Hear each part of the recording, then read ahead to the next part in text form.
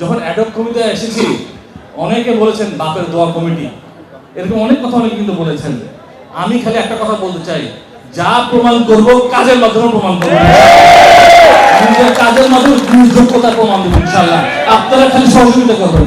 এবার একটা লম্বা সময় কিন্তু আমার পার দিতে হবে আগামী 4টা বছর এই বিসিবি ডিরেক্টর হিসেবে।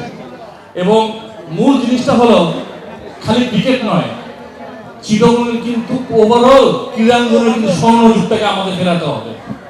খেলাধুলাকে যদি সামনে নিতে হয় আমাদের কিন্তু প্রথমে একটা কাজ সবার আগে করতে হবে, সেটা হচ্ছে অবকাঠামোর উন্নয়ন করতে হবে। অবকাঠামো যদি উন্নয়ন না করি তাহলে কিন্তু খেলোয়াড় প্রোডাকশন হবে না।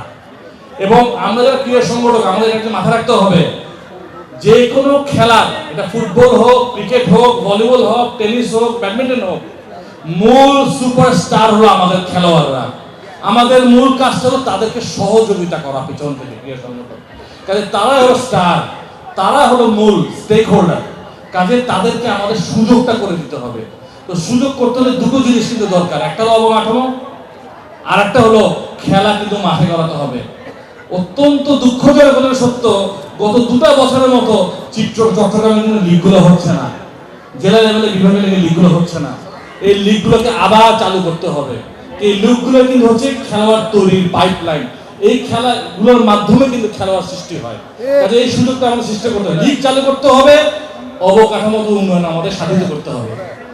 মাঠের স্বল্পতা থাকলে কিন্তু লিগ হবে না, 3টা-4টা মাঠ নিয়ে লিগ কিন্তু হবে না। কাজে আমাদের চট্টগ্রামে অনেক মাঠ দরকার যেখানে লিগের খেলাগুলো হতে পারে। কাজে এই ক্ষেত্রে আমাদের উচিত ওনাকে সহযোগিতা করা, যেখানে আমরা ওনাকে সহযোগিতা করলে উনি কিছু মাঠ বের করতে পারবেন এবং আমরাও যারা ক্রীড়া সংগঠন আমরা কিছু মাঠ বের করে নিয়ে আসতে পারবো যেখানে আমাদের ছেলেমেয়েরা খেলতে পারবে।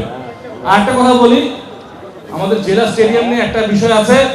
আমি একটা কথা খুব দায়িত্বহীন করতে বলতে চাই, এই স্টেডিয়ামটা খালি ফুটবলকে দেওয়া যাবে না। এই স্টেডিয়ামে অ্যাটলিস্ট 32টি ইভেন্ট হয়, ক্রিকেট শুদ্ধ।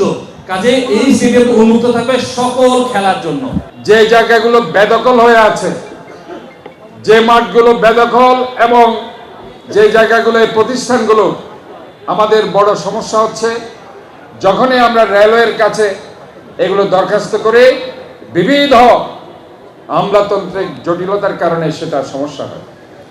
আমি আজকে ইসরাফিলকে অনুরোধ জানাবো যাতে করে এই আমলাতান্ত্রিক জটিলতা, সে যেহেতু ঢাকাতে এই কাজগুলো করতে হবে তাকে, কাজে সমস্ত প্রতিষ্ঠানের সাথে আমরা দ্রুত এই সমস্যা নিরসন করে এই মাঠের কাজগুলো যাতে আমরা দ্রুত ধরতে পারি, তাতে করে চট্টগ্রামবাসী আজকে যে মাদক, আজকে যে সন্ত্রাস, আজকে যে কিশোর গ্যাং, আমরা মনে করি এইসব আমাদের চ্যালেঞ্জ।